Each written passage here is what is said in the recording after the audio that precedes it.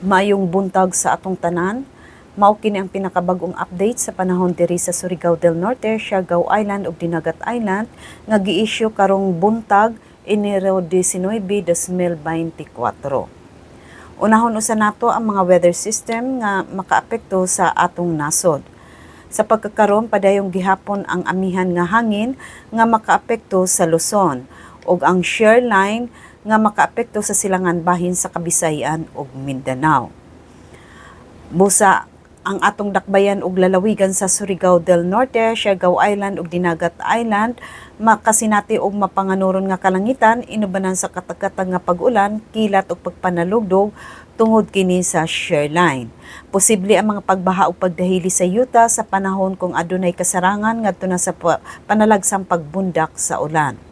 Giabisuhan ang mga katawhan hilabi na sa mga nagpuyo sa mga low-lying areas, prone sa landslide nga mga areas nga mangandam nga posible sa pagbaha o pagdahili sa yuta tungod sa masinati ng mga pag-ulan sulod sa atong komunidad o sa mga upstream or sa ibabaw sa mga bukid sa inyong lugar.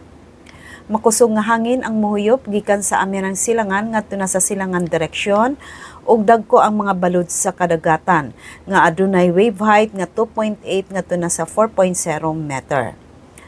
Ang sukod sa temperatura diri sa atong dakbayan ug lalawigan sa Surigao del Norte gikan sa 24 ngadto na sa 28.9 antas sentigrado.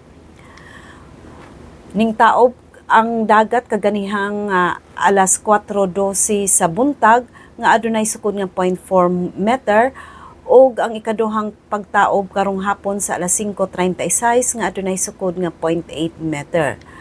Ang dagat mohunas karong buntag sa alas 10:01 nga adunay sukod nga 0.1 meter.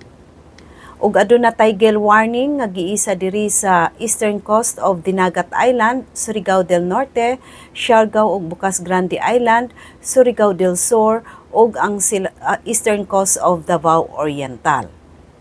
Ang adlaw musubang karong buntag sa alas 5:59 ug mosalop karong hapon sa alas 5:36.